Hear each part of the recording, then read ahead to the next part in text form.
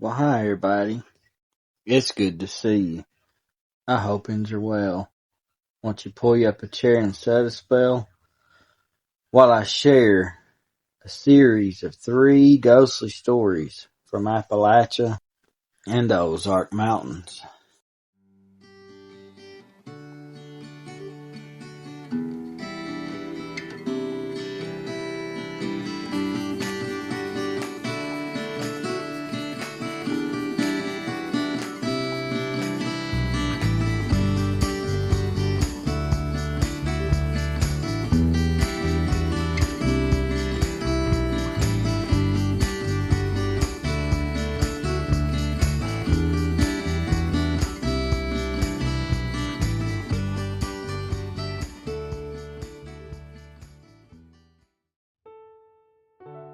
The first story comes from my very own dad. One summer Saturday, he and some friends went out fishing and swimming, and just a day of fun. Well, that evening, while riding around, one of the boys decided, let's go mess with the old storekeep and at the general store. Well, my dad spoke up and said, nope, nuh-uh, let me out. If y'all want shot, you can do it all on your own. I'm not getting shot tonight or tomorrow or any other day. I'll just walk home. Well, they stopped, called him a party pooper, and let him out. He started the 10-mile walk back home. At that time, phones were not on every street corner like they are now. He started down the long stretch of Mountain Road when all of a sudden, out of nowhere, a big blue car pulls up beside him, rolls down the window, and says, hey boy, it's been a long time. Get in and I'll take you home. Dad didn't know who the man was, but he did know my dad's name. So he thought, what the heck, I'm not walking all that way home. I'll just get a ride. So he got in and headed right toward where Dad lived. The man said, I ain't seen your dad in at least 10 years. How is everyone? They carried on small talk, and Dad said, just who are you? The man said, well, boy, my name's Fred. I'm your dad's cousin. They carried on a little more small talk, and before he knew it, he was at home. Fred said, tell your daddy I miss him, and I'll see him soon enough. They parted ways. Dad went inside. Dad told Grandpa what happened with the boys and told him he was walking down that mountain road when his cousin pulled up in that blue car. Grandpa said, well, which cousin is it you talking about there, boy? And Dad said, Fred. Grandpa's eyes got real big and his blood run cold. Dad said, well, Pop, what's wrong with you?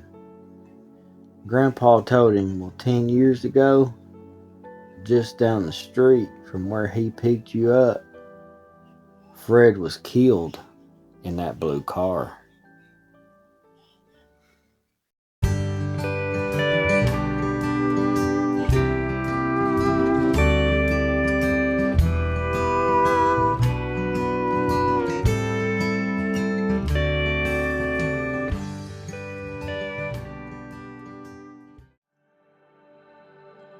The next story, it takes place in the Ozark Mountains. A young 17-year-old girl ran away from her home in Missouri. Her mom and dad had been beating her, starving her, and even threatened to kill her. In fear for her life, she fled to the interstate, traveling south to Louisiana. Luckily for her, a trucker stopped and picked her up. He introduced himself as Big Joe. He was a kind-hearted older man. So she climbed in, and he told her, I have to be very clear. At the Blue Ridge Cafe, I have to let you out. I cannot carry you any further. She agreed, and they proceeded. She told him what was going on, and he told her, he said, Darling, I sure feel for you. He was comforting her and encouraging her, letting her know it would be okay. He asked, he said, Sweetie, do you even have any money for food? And she said, No, sir. I just had to leave. I didn't have no choice. I was afraid they was going to kill me.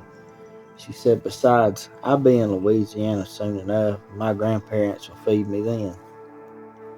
Well, Big Joe said nonsense. He reached into his pocket, pulled out $100, and gave it to her. And he told her, Well, climb into the back, and that fridge, well, it's fully stocked. Help yourself.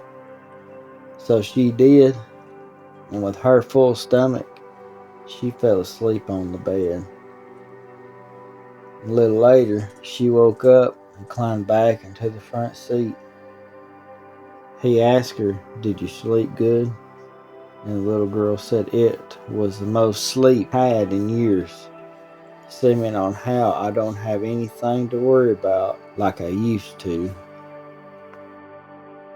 Well, old Joe, he told her, Just ahead is the Blue Ridge Cafe. And he told her, Go in and ask for Miss Jen. She'll help you get the rest of the way home. And he also said, Tell her that Big Joe sure does miss her. He pulled up, and she got out. He tipped his hat and told her all would be okay. Then he drove away down that old mountain road. She went inside. There on the wall was a photo of Big Joe. And there was Jen right behind the counter. The girl went up to Jen, said hello, and introduced herself to her, and told her what was going on and that Big Joe said she would help get home. Also, that Big Joe missed her very much. Jan went pale and her blood froze in her veins. Jen looked at the girl and said, Girl, that is impossible. See, just a mile down the road at Dead Man's Curve, Big Joe lost his brakes and his truck went over the edge, killing him instantly.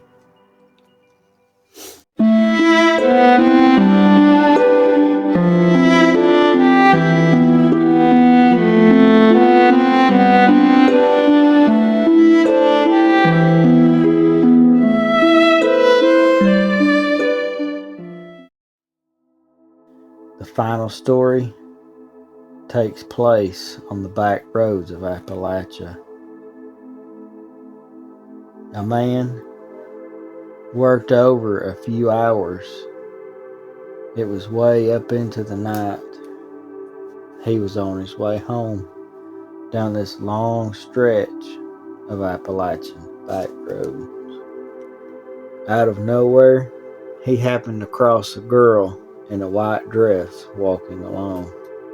Out of concern for her, he stopped, offered to take her home. He didn't want her to get hit or anything worse.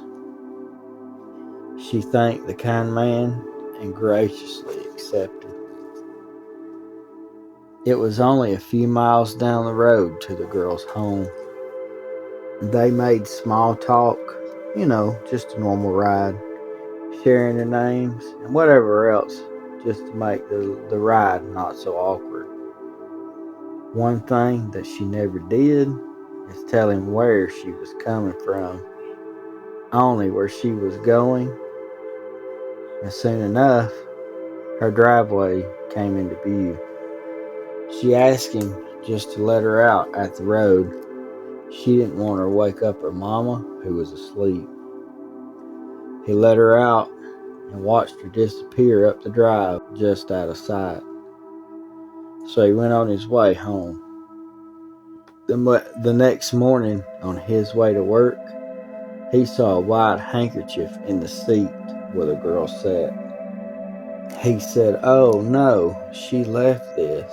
He decided after work he would stop and take it back to her. So he made sure not to work over or too late, because he wanted to take it back to her at a reasonable hour. He pulled into the drive from the night before, went up to the door and knocked. An old woman opened the door. He introduced himself and told her of the night before, and the girl had left her handkerchief in his seat. Stunned at what she heard, she took the handkerchief and said, "This was my daughter. See her name here? It's been missing for 30 years. 30 years ago, my daughter went to a school dance in a white dress and this handkerchief. Walking back home, a drunk driver run over her, killing her there on the roadside.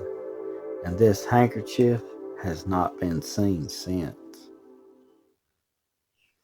Well, folks, I'd like to thank you for sitting and listening to these strange tales that happened in Appalachia and the Ozark Mountains. Each story having a person have an interaction with someone who'd passed on. What do you think about these stories? Hopefully you enjoyed them. Well, I appreciate you listening. I love you to pieces, and I'll see you next time.